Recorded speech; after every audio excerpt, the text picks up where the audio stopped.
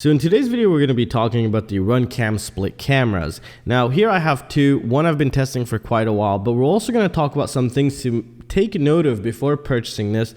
We're also going to talk about the latency and a newer revision or newer model of these exact two right here, and also a 4K capable one, kind of like the Hakcrc.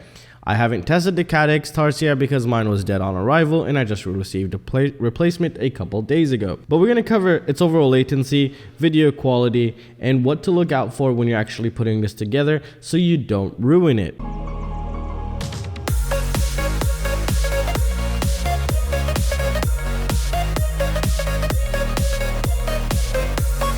PCBWay is one of the leading PCB manufacturers that I even use on a daily basis, not only to do my projects, but also some of the products that I've designed that's currently in the market, like the drone mesh VUSB, and I'm constantly using them for prototyping, and I'm also using their assembly services, and they also do have flashing services for specific hardware requirements, so it's a really great place to have your PCB manufactured or prototyped. Now, what I have here today is the Runcam Split 3 Nano and the Micro. These are the latest, but these are on their own class category, which we'll call the HD category, not the 4K category. So this HD category or lineup is also having a newer Nano being released. I don't know if it's released just yet, but it's called the Nano Whoop. Now you're like, okay, well, what the hell is that? Well, basically, theoretically, it's supposed to be the same exact thing, except the board has been redesigned to fit the mounting holes of 25 by 25. Now you're like, well, what the hell fits 25 by 25? Well, anything with a Crazy Bee board, that's how you want to think of it that way. So it's for those Crazy Bee kind of boards. This way it allows manufacturers to put this right in, and you're going to be getting some really nice footage. But I don't know if they've released any ND filters just yet for this guy. We'll get to see that probably in the upcoming days here. Now, let's talk about latency. Now, the latency on these, and I expect also the Nano Whoop will be on the same level, is 19.2 milliseconds all the way up to 36 milliseconds.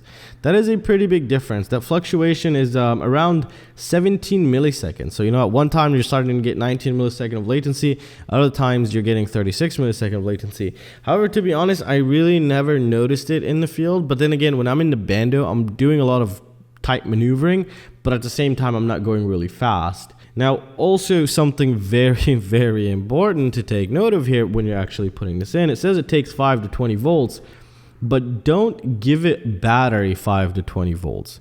Keep that in mind. Power this off a regulator, whether it's a 5 volt, and if you don't have a 5 volt that's able to give all the current for this guy, then you're going to have to get yourself a little external regulator and give this guy like 12 volts or something. But do not power it off. It's very sensitive to voltage spikes. That's why it should be powered on from a voltage regulator. Not filtered battery voltage, a voltage regulator, whether it be 9 volt, 12 volt, 14 volt, 18, anything below 20 volts will do, but also 5 volts and above. Keep that in mind. Very, very important here. Now, personally, I haven't tested the quality, but theoretically it should be exactly identical, except for the field of view and the lens distortion, because obviously the lenses here are different. And yeah, it's going to be very interesting. I'm going to be placing this actually on a toothpick, because I think that's what it's really meant for. And this is what's, the Micro is meant for these types of quads.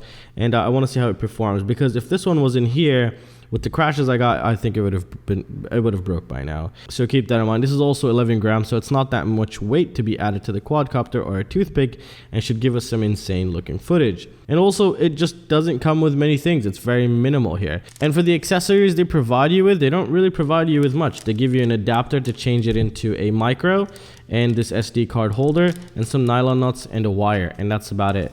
And yeah, that's really it. And it's a 20 by 20 board, so it'll only mount 20 by 20 mounting hole solutions here.